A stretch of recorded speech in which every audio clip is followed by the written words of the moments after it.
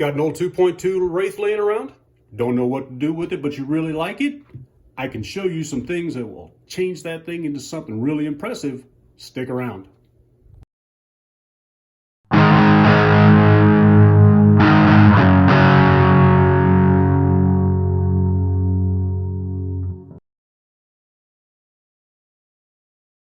Hey guys, welcome back to the channel.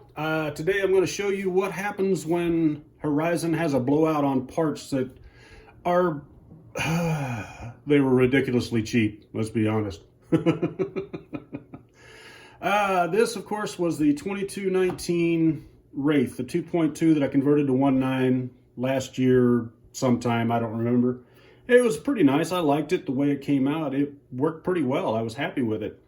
Of course, you know, projects being projects, you pull them apart and you use the parts on other things, and then you end up with the chassis sitting around and it just kind of sits around waiting on me to come up with something else to do. Then Horizon had a sale on the 10.3 straight axles, and a lot of us bought those because for $100 it's hard to beat that. It comes with the axles, the upper links for the rear, 400mm shocks, completely built, all of the stuff you need to hook it up on your 10.3, but I'm not wasting time on the 10.3. I never really was happy with it. Still not really impressed with it, so it's kind of sitting there. So what I did is I went out and got those axles, put them under the truck. I also went and spent some more money. You might have noticed that the transmission in there looks kind of familiar. I put a VFD in it, and it is ridiculously close to touching. But the spur gear still turns, and it still moves the way it's supposed to. So I'm okay with that. It took a little doing. I'll get you a closer look at what happened to make this all come together. All right, in order to make this happen, you're going to need a VFD transmission and a VFD skid. There's a small problem with that when you're trying to put it in a Wraith, in that the Wraith 1.9, which these chassis rails are from, has a wider skid plate than normal, about 6mm wider than normal. So what I had to do is take a couple of pieces of Delrin, about 3.5mm thick, cut them to fit, drill holes in them so that I could spacer this out to center it. Worked pretty well.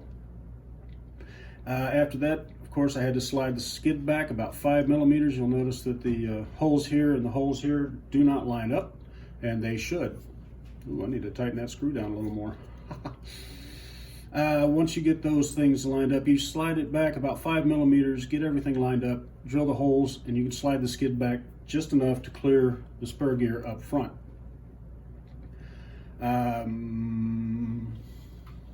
All right, once you slide your skid plate back, you'll notice that you will barely clear the servo mount on this side, because that servo mount has to be that way. There's nothing you can do about it.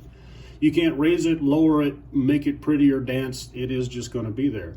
You could slide it back a little more, but I found that sliding it back more caused more problems as far as lining up the suspension, because you still need to have your suspension in the same place, because your panhard mount is a fixed point. You can't do anything about where it is. It just is where it is. So you got to deal with that. Now I don't have the electronics in here right now because it blocks the view of everything. This one I got I made some wings out of some spare aluminum plate I had to put it in there. It's not really necessary as long as you put a screw in on the bottom of the motor plate, and I have that from an Ultimate Authority. All right, after you've got everything slid back the way you want it, you can line up your linkage the way you want it to perform, however you want it to be. I've got the 21% overdrive in this one. I haven't tried it out much yet. I've just got a couple of test runs on it to make sure everything was functioning the way it's supposed to. And I found a couple of problems already, but that was mostly because I forgot to put the bolts in place. I'm going to have to go through and take everything apart again, make sure that there's grease in everything, and make sure that the gears are meshing right, tighten everything down again, make sure everything's right.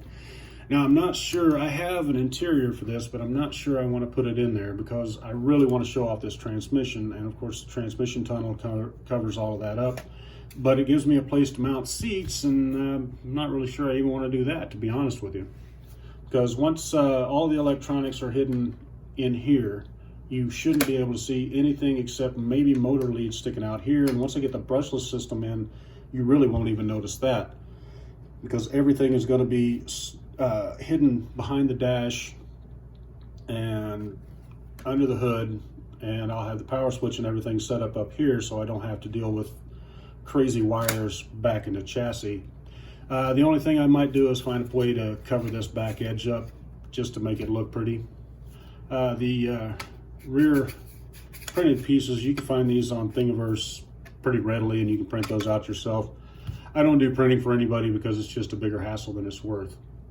This being an original kit cage, I really don't want to chop it up to make the fastback out of it, so I think it's probably just going to stay just like that.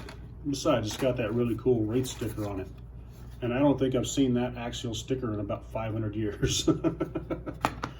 That's about it for this one, guys. I should have some running video of it up later, but this is just showing you what you can do if you get just a little bit inventive and show a little imagination. Imagination is where we're all having fun.